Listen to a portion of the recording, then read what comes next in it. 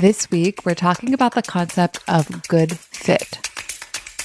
You are listening to Love Your Job Before You Leave It, the podcast for ambitious, high-achieving women who are ready to stop feeling stressed about work and kiss burnout goodbye forever. Whether you're starting a business or staying in your day job, this show will give you the coaching and guidance you need to start loving your work today. Here's your host, career coach Corey Lynn. Hello, hello, hello. Happy Wednesday. I hope this finds you very well. I'm doing pretty well. I actually just celebrated my birthday, and I celebrated my birthday in Southern California. So Alex was going to a conference or something for her work in Irvine, which is sort of south of LA.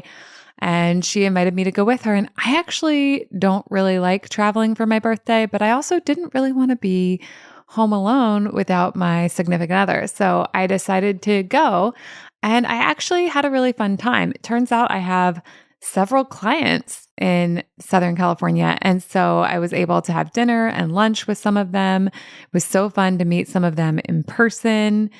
I do most of my work on Zoom, and that's really cool. And I love that it gives me the ability to coach people all over the place, but it's also so fun to meet in person, isn't it? And we had some amazing food, and I took a pretty nature walk. And all in all, it was a pretty satisfying trip.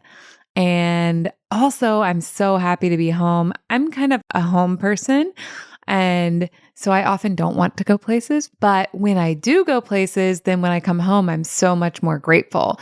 So I've been walking around Midtown, which y'all know I love, and I'm just like even more overjoyed than usual. And the trees are beautiful. And we've already had some like really extremely hot weather here, but it's cooled down again. So it's been like almost chilly. Like today I took a walk in a sweatshirt and pants, and I was still like just a bit cold. And I was like, ugh. In the winter, I'd be mad or sad, but like in May, to have already had it be 90 degrees and then to get this like little cool snap, it was like so luxurious. So that's what I've been up to.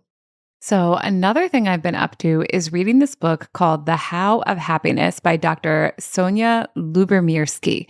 I think I'm saying that correctly, and apologies if it's wrong. I actually watched a bunch of videos of her trying to hear her pronounce her own name, but I wasn't able to find one where she introduced herself in my brief search. So that is how a host pronounced her name when he introduced her, like they're having a chat. Anyways, you don't need all that information. I hope I'm saying her name right.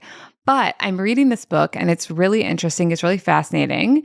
The author is a professor of psychology, and the book is really about understanding like why we're happy and what happiness is, but like very much from like a scientific point of view. And there's like a lot of teachings in there that I think come from kind of the positive psychology world. And she's introducing all these different kind of methodologies, these different practices that you can use to be happier. And I'm going to give you the caveat. I have not read the whole book yet. Y'all know how I love to talk about a book before I've even read the whole book. And we're not even going to talk about the main part of the book. We're just going to talk about this tiny concept she covers because I think it's so important. And I think it's really going to be helpful for you in your life and career for being happier and just more satisfied, having a better experience. So basically, I'm reading the book, and it starts out with some stuff that I already know about like how like we do have a happiness set point, and some of our happiness comes from our genetics, and some of our happiness does come from our circumstances. But like according to the data, I think it's like 50% comes from our genetics and 10% comes from our circumstances, which is fascinating because people always think that their happiness is going to depend on their circumstances. But of this 100%, it's just 10%. It's just like kind of a tiny fraction. And then the 40% that's left over is the stuff you have more control over, like the way you think, the way you feel, the way you behave in the world, right? So like your perspectives and also the actions you take. So this is according to the science, right?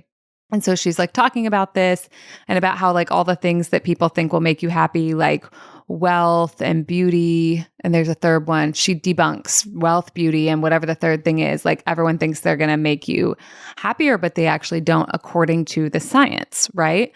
So all that's very fascinating. And I think it's good to know. And it sort of relates to like what we talk about on the podcast all the time, which is like, even if you're having like a negative experience in a job or in a relationship, or in some other area of your life, changing your perspective and changing how you choose to think, and also how you choose to show up to that situation, even if the situation doesn't change, can really change your experience and allow you to have a much more delightful, satisfying, delicious experience of it. Right? That's what we talk about all the time. And that's sort of one of the basic ideas of this book. And the scientific breakdown, like I said, is that that's like 40%, but it's the 40% that's the easiest to control, right? Because you can't really control your genetics that determine your like genetic set point of happiness. And you can control your life circumstances, but they only do 10%, whereas this other thing does 40%. So seems like that might be a good place to start. Okay, so she spends most of the book, which I haven't read yet, describing, I think it's like 12 different practices you can use to increase your happiness. But one of the things she talks about before she even gets to that is picking out the practices that are a good fit for you. And she even has like a criteria and like a little quiz you can take to figure out which things are the right fit. And I want to tell you about it because I think it's fucking fascinating and really insightful. Okay, so the 4 criteria are natural, enjoyable, valuable, guilty, and situation. So natural is like, oh, I'll do this activity because it will feel natural to me and I'll be able to stick with it. Enjoyable or enjoy is I'll keep doing this activity because I will enjoy doing it. I'll find it to be interesting and challenging. Value or valuable is I'll keep doing this activity because I will value it and identify with doing it. I'll do it freely, even when it's not enjoyable. And then guilty is I'll keep doing this activity because I would feel ashamed, guilty, or anxious if I didn't do it. I'll force myself. And then situation is I'll keep doing this activity because somebody else will want me to, or because my situation will force me to. So those are the criteria. And then basically you go through each of the practices that she recommends, right? The practices that are like been proven with scientific studies to increase happiness. You go through those and then you kind of rank them for those 5 categories.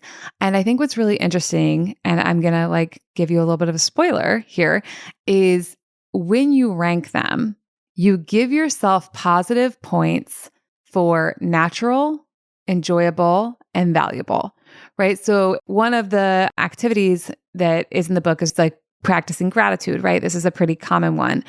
So if you think that would feel natural to you, if you think you would enjoy it, and if you think it would be valuable to you, like it would be like values aligned, like aligned with your values, I guess is actually really more of what that means than valuable. Although I guess maybe it kind of means both. Okay, anyways, so if you kind of had those beliefs, then that would be a good fit for something for you to try. But if you score it in the guilty or the situation, you actually like decrease the points for that. So the way I'm interpreting this is when you're looking at what would be a good fit for you to try first for these happiness practices, you look at what aligns most to feeling natural, to being enjoyable, and to being something that you value. And you want to look for things where the guilt doesn't come into play and where you don't feel forced. And I think that's so fascinating because I think so many people are doing so much stuff in their lives because they'd feel guilty if they didn't. And listen, I've been that person also, and sometimes I'm still that person. But I think a lot of times we think that's a good thing. And what I'm learning from this book is like, actually, no, like that kind of makes it fraught, right? And I talk on the podcast a lot about how I think guilt and shame like kind of shut us down. They make us sort of want to hide or like run away versus like continuing to engage with something. And that's why I think it's so powerful to use reframes to shift out of those. Not that we never want to like feel guilty or ashamed, like you're totally allowed to if you want to choose those feelings on purpose. But what I see again and again in myself and in others is that like a feeling like shame doesn't necessarily lead to an action like accountability, even though you would think it would. It doesn't. It tends again to lead to like hiding or like not wanting to engage, right? Shutting down. So I wanted to introduce y'all to this concept of good fit. Like if you want to read the book, I think that's cool too. Read it. Let me know what you think. Let me know which practices are good fits for you. But for the purposes of this podcast, what I actually wanted to talk about was taking this concept that she's using and applying it to your career and to your life, and even applying it to the things you're learning from my podcast. So my podcast has more than 100 episodes now. There's lots of teachings, there's lots of examples and like different ways of doing things. And I know when I listen to other people's podcasts, sometimes I try to like apply everything they teach all the time, and that can be too much. And so one of the things the author recommends in this book is of the 12 happiness practices, you only pick 4. You pick the 4 that you have the best score on, and then you don't even necessarily try to do all 4 at once. You maybe pick just one of the 4 and you try with that. So I thought it might be really interesting for you to think about, of all the things I teach on the podcast, what's a good fit for you, for something you actually might want to start applying to your life, to your career, to your relationships, right? So it's like, I have all these teachings, and maybe you're like, okay, the one that I think would feel natural to me, and the one that I think would be enjoyable, and the one that I would value is focusing on what is working. And so then you might go find a podcast episode where I talk about like how to focus on what is working and the value and benefit of that. And then maybe you go in your life and you start practicing that activity and you see what happens, and you like kind of check in with yourself, and you don't try to do everything else I teach. Maybe you still listen to the other podcasts, but you don't try to apply everything at once, because you're allowing yourself to focus on something that's a good fit for you. Okay, so that's one example of how to use this concept. Here's another example. When you think about your job, there's probably parts of your job that are a good fit for you and parts of your job that are not a good fit for you. And so where in your job are the things that come naturally, that feel natural to you? Where are the things you enjoy, and where are the things that you value, and how can you do more of those? And where are the things you don't value, that don't come naturally to you, that you don't find enjoyable? And can we get rid of some of those? Can we delegate them? Can we talk to someone about like changing our scope of work? And one thing to really, I think, keep an eye out for, both in like how you may apply the things I teach on the podcast, but also in like when you're analyzing what you're doing in your job, or what you want to do more of, or what you want to do less of, keep in mind that according to like the diagnostic from the book, or at least how I've interpreted it, if you feel guilty or if you feel forced, that's actually an indication something's not a good fit for you. It's not an indication that something is a good fit for you. I think so often when we feel guilty if we don't do something, we think that means we have to do it. We feel obligated to do it. We think it's not optional. And I think what this book is actually showing is like, it's okay to let those things go. It's okay to deprioritize those. It's okay to instead focus on the things that feel natural, are enjoyable, that we value, right? And listen, I realize that like we can't always get rid of every work task we want to get rid of, but I think that this could still be helpful. And if there's a work task you can't get off of your plate, but you either feel guilty or like it's not a super good fit for you, like, can you deprioritize it? Like you still do it, but like you don't feel anxious about it anymore, or you don't like judge yourself so much anymore. You're just like, oh yeah, this is the part of my job that's not as good of a fit, and I do it and I still do a good job, but I don't agonize over it, because it's okay for things to not be a good fit for me. And eventually maybe I'd like to not do this anymore. Maybe I'd like to find a job where that's not part of it, and where more of the job, a larger percentage of the job, can be these good fit things that feel natural, that are enjoyable, and that I value and feel valuable to me when I do them. Okay. And so obviously there's like so many areas where you can apply this, right? I think career and jobs are a really obvious one. I think there's probably ways to apply it in relationships, right? Like there's always so many things we could work on in a relationship, but sometimes it's like, well, what areas of the relationship maybe need work that would feel natural, that would be enjoyable, or that I would value, or all of the above? And like, are there other areas that I'm only doing because I'll feel guilty if I don't? And like, maybe do I want to change how I'm showing up to that relationship? I also think like household could be a really compelling thing for this. Like, are there things you're doing around the house that like you don't want to do, that you're only doing because you'd feel guilty if you didn't?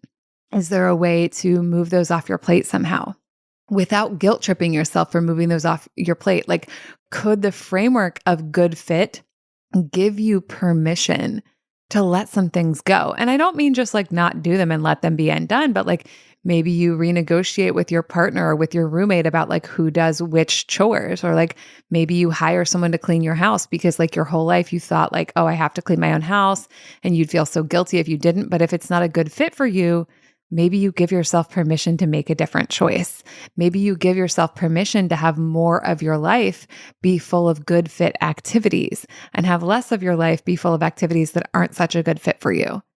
Now, like I said before, like, I don't know if it's possible to make your life only good fit activities. Like, there's still stuff I do that is less of a good fit. But I think one of the things I've done in my life is make so much more of my life good fit activities. Like, I have a really good fit with my business, and that didn't happen naturally. Like, leaving a corporate career and starting a business didn't give me a good fit automatically. I came into my business with all of these ideas and ways of being from corporate and from other jobs that I'd worked. And so I had to then kind of question those ideas and then see what wasn't a good fit and then change it. Like in the very beginning, like I started my workday at 9 because like that's, 9 to 5, like what you do. And it was a while in my business before I was like, you know what? I don't want to take calls at 9 anymore. I might still check my email. I might still answer my Slack messages, but I'm not going to do that anymore. And I started making my first call of the day at 10. And that was an example of something I did for myself that was a better fit for me. It's more enjoyable. It feels more natural. It gives me this like really long, luxurious, gorgeous morning that I love and cherish, and gives me time to take my walk. And sometimes I don't sleep well. So that gives me time also to sleep in if I have like a night of sleep that doesn't go the way I want it to. And I value that. So that worked out really well for me as a good fit. But I had to have that moment of like, is this okay? Like, am I allowed to do this? Like, is someone going to come and tell me I'm not allowed? No one's going to come and tell you you're not allowed. But I think because we were all children, like it does so often when we're changing like what we've decided is or isn't okay, sometimes it does feel like a quote unquote adult may come and be like, what do you think you're doing? I get that. I have that too. Okay, so take some time and like think about this and ponder on it and like do a little assessment of your life. Like how much of your life feels like it's a good fit for like being natural, being enjoyable, and being something you value. How much of it are you just doing because you'd feel guilty and ashamed if you didn't? How much of it are you just doing because like you feel forced to, or you feel like the situation is making you or someone else is making you? And then what changes can you make? All right, y'all, that's what I have for you today. I also want to say the next round of Satisfied as Fuck group coaching is coming up in the fall. So I realize that's still a little ways away, but I'm going to go ahead and start taking consult calls about it. And if you know that this program is going to be a good fit for you, I want to go ahead and get you signed up, because if you sign up early, there are some bonus coaching calls that you're going to have access to. And I would love to start coaching you right away. And I would love to have you in the next cohort because it's going to be spectacular. Every cohort is so much fun. And every time I run this program, I learn so much about how to do it. So I'm already super thrilled for the fall cohort that's going to happen. And I also have some one-on-one spaces because I know that there are also people out there who really like to do the coaching work privately and have it be very focused on the things that they want to work on. So I have some spaces open for that as well. And you can slide on over to my website, CoreyLynn.com, and sign up for a consult call with the Work With Me page, and we'll have a conversation about what's going on in your life, what you want to be going on, how coaching could maybe help. And if it seems like a good fit, I'll tell you more about the group and more about the one-on-one, or whichever one of those sounds like fun for you.